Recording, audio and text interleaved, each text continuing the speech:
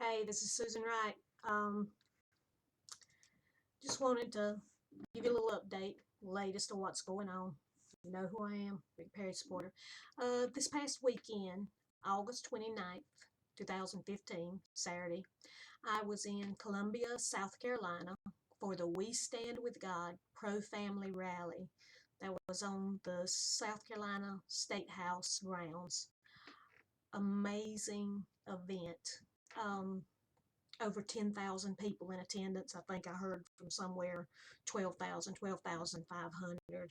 Either way, it was just broad. There were so many people there. I mean, we were struggling for a place to just to sit our chairs.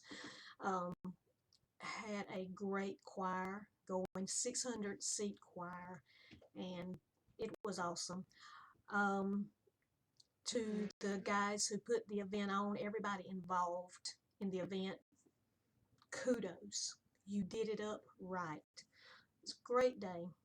There for a great cause, to support our religious liberties, um, to fight what we're seeing in this country now, where tolerance is the name of the game unless you're a Christian, and then there's no tolerance for us.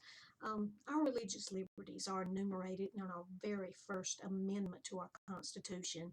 You get comfortable with screwing around with that. What's next? So this was an important event, and so pleased to see it so well received with so many people there. The choir was awesome. The speakers all were awesome. There was no lag. I mean, it run like a well-oiled machine. Now, a few things I want to talk about with that. You know, I want to talk about the speakers. The first speaker was Rick Perry. Um, to say that he set the mood and the direction of the event was no understatement. He was on fire. Um, 15 minutes really showed his heart for this nation and our liberties. Gave a bit of a history lesson. Um, Talked about what it is to be an American and what our liberties entail, and spoke about the future and encouraged folks to get involved, to get fired up, to get mad, to look at those factions that are looking to break us as a country and break our history and our rights.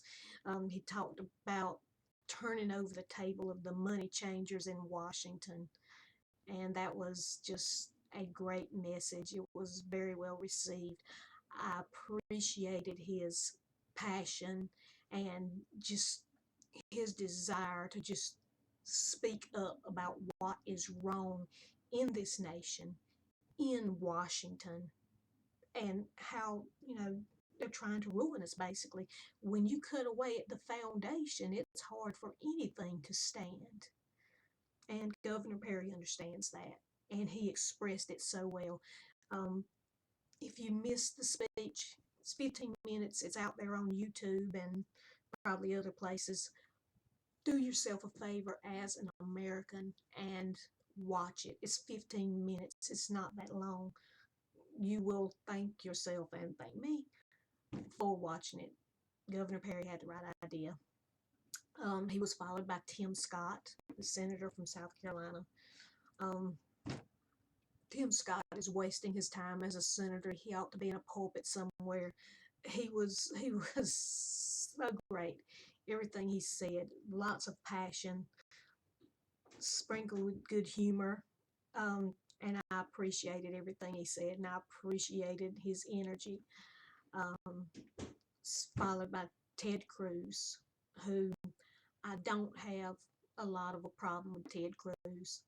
Um, that being said, and I'm going to say this as delicately as I can, the event was meant to be about the family and about standing up for the biblical definition of marriage and religious liberties that we see being attacked by, under the guise of tolerance, which really means we'll tolerate everybody except Christians. And you know, Cruz gave a great speech.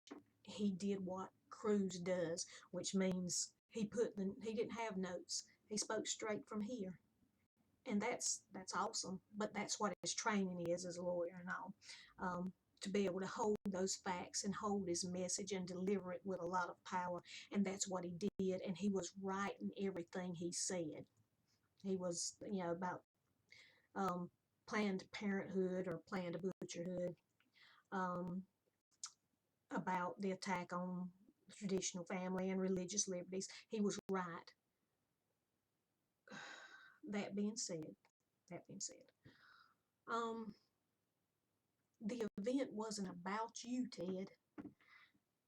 I realized that this was a campaign stop for he and Perry, but I think an honest assessment was with Perry's speech, and you go watch it and you see for yourself, and you'll see I'm right. Perry's speech was like 90% about the message and maybe 10% campaigning. Um, Cruz's speech was, fair estimate, 85% about campaigning for Cruz, and the other 15-20% about the message. It was all in the atmosphere they created with the speech. And I didn't see any of Perry's people in the crowd, which they may have been there. I didn't see them, but Cruz had his people handing out stickers and balloons and water bottles with Ted Cruz labels on it. And for me, it just struck me wrong. I didn't appreciate that. I mean, I appreciated his message as far as he was right, the things he was saying, and the things that need to be done in this country with, you know, these awful organizations like Planned Parenthood and those that are attacking our religious liberties and trying to ruin Christian families and their businesses. Um, but and even realizing it, yes, it's a campaign stop, but it shouldn't have been a campaign event. It should have been all about the message with very little. Yes, we know you're running for president, Ted. We know you're running for president, Rick. But while Rick made it about his heart and his passion for our nation and the history and what needs to be done, to Washington and the corruption there and turning over the tables of the money changers in Washington, Cruz made it about Cruz, and I can appreciate that. Like I said, the message was right, and I'll never take away from the man's intelligence or the things he's done in the Senate, and I believe he loves his country. I believe that. I just don't think this was the forum for him to take advantage of, and I think he made it, an opportunity rather than treating the event the way it should have been treated. Nobody else did that. Not on that degree. So, yeah. Anyway, second point I wanted to get to, the shakeup in Iowa with Sam Clovis. He was, I think, like the director over Perry's Iowa campaign, and supposedly he's a big deal in Iowa. So he left. He jumped from Perry's campaign and went to work for Trump.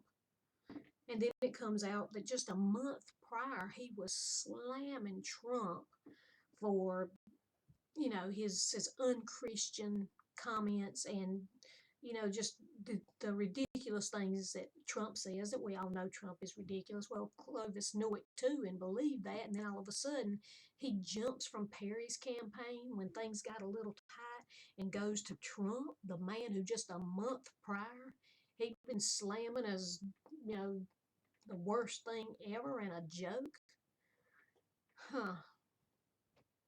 Something doesn't smell right with that, does it? And you folks in Iowa, maybe you have a little more of an inside track. maybe Clovis had a bit of an epiphany, but I think what he actually got was a nasty case of Judas fever. Um, he sold his dignity and honor for that 30 pieces of silver, but that's not right. You have to have dignity and honor to sell in the first place. And for him to do what he did, I don't think he really had dignity and honor at all. I don't know what people thought about him in the past. I know the things I've read about him, but for somebody to do what he did, it was all a lie. Now, that being said, glad he's gone. Glad he's gone, because for this campaign to run smoothly and be on the right track, you need people of honor and integrity who are in it for the right reasons. He wasn't in it for the right reason. He was in it to get paid. He was in it for his own profile, to raise his own profile up. He had no dignity, he had no honor. Now you got people like Jamie Johnson working for him there in Iowa, working for Perry, and kudos to Jamie Johnson for being an honorable man. He could have went somewhere else when Perry things got tight for him, but he didn't. He stayed. That's honor. That's true integrity. The people in South Carolina that are working on for Perry, like Eric Corcoran and Delia Fry, and so many others that I could mention, and the ones that are staying for the right reasons. Just I can't say enough about all the ones that are sticking it out because of love of country and a belief in this man. I love that there are still people like that out there. It really does make up for the fact that there are people like Sam Clovis out there. And Sam Clovis will reap what he has sown. But until then, just know that the Perry campaign is rolling on. He's going to be fine. And October 17th, 2015, I will see you all on the North Carolina State House grounds in Raleigh for the next We Stand with God Pro Family Rally. Take care.